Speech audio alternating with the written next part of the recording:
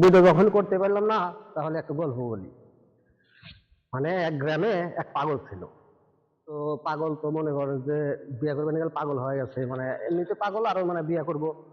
তখন মানে ওর বাপ মা মানে অনেক জায়গায় পাত্রী দেখে, মেয়ে দেখে, কিন্তু কেউ ওই পাগলের কারণে পাগলা দেখে কেউ আর মানে ওরা মেয়ে দেয় না। তো অনেক মানে ঘোরাঘুরি পরে পরে মানে কোনো জায়গায় এরকম মানে মেয়ে দেয় না। কেউ লাস্টে মনে করেন যে আমি মেয়ে দেয় না, ও তো মানে বিয়ে করতেই চায়, ঠিক আছে, অনেক মানে বুঝাইতে পারে না। কিন্তু বাপ মাও চিন্তা করে যে পাগল মানুষ ওরে বিয়ে করে ও খাওয়াইবো কি, নিজেই খাইতে পারে না, নিজেই বাপ মায়েরটা খায়, ও কারটা খাইবো, বিয়ে করে পারছি, আর একটা মেয়ের খরচা আছে না। তো অনেক কিছু ভেবে চিন্তা পরে মানে আর বিয়ে করতে পারে না, কেউ মেয়েও দেয় না। পরে একজনের কাছে বুদ্ধি দিছে যে তোমার ছেলে তো বিয়ে করবে না, পাগল আছে, তুমি মানে বউরে খাওয়াই যাচ্ছি।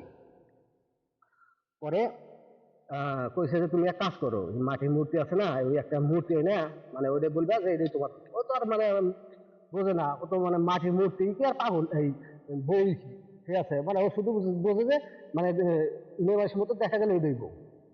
পরে একটা মাটির মূর্তি এনে মানে বউয়ের মতো সাজায়া মানে ওরে করছে কি ওই আইনা দিছে। আইনা দিছে দিলি পারে মানে বিয়ার 2-3 দিন পর মানে কথাবার্তা কয়। তো পাগল একা একাই কথা কয়। আর মাটির মূর্তি তো আর ও তো কথা বলতে পারে না, কথা বলতে পারে না। পরে বউ বউ ডাহে তোমার মূর্তি মাটির মূর্তি, ওকে আর কথা বলতে পারবো?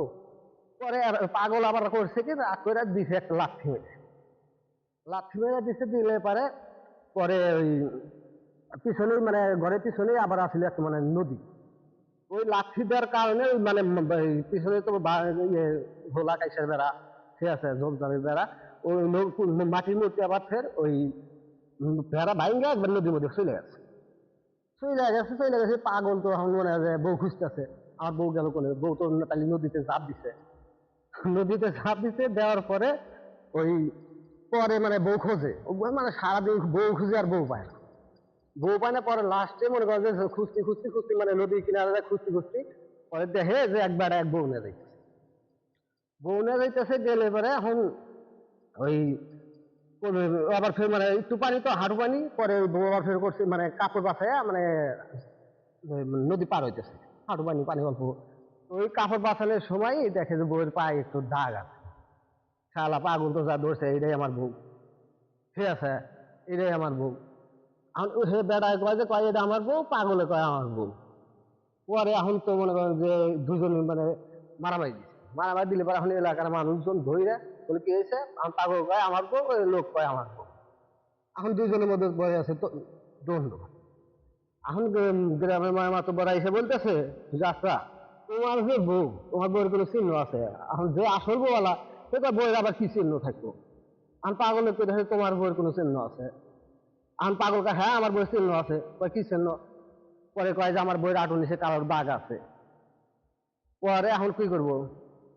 পরে মহিলা গ্রামের মহিলা মানুষদের কয় দেখো বইয়ের পায়ের নিচে কোনো দাগ আছে কিনা। পরে দেখে যে না, হাসাই পায়ের নিচে দাগ। তাহলে এখন পাগলে কয় যে এটাই আমার বউ। এখন পাগলে তো বোঝে নাই, পাগল তো মানে ওই মূর্তিটা যে রং করছে, রং করার সময় ওই রঙের এসছে কালির দাগ ওই হাঁটুর নিচে পড়ছিল। পাগল আবার ওইটা দেখছে, দেখা ওই মহিলারও পায়ের হাঁটুর নিচে দাগ।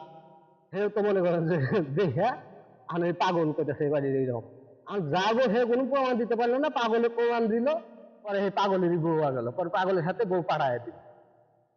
গল্পটা মনে করেন যে বলার উদ্দেশ্য হচ্ছে যে এখানে যেহেতু ভিডিও করতে আসছিলাম, কিন্তু এই তার এখানে ভিডিও করার মতো মানে কোনো কিছু পাইনি। এখন না পাই আপনাদেরকে লাস্টে একটা গল্প শোনাইলাম। যদি ভিডিওটি ভালো লাগে লাইক শেয়ার কমেন্ট করেন। পরবর্তীতে ভালো ভালো মানে গল্প বলার চেষ্টা করবো, আপনাদের ভালো ভালো ভিডিও দেওয়ার চেষ্টা করবো। আসসালামু আলাইকুম।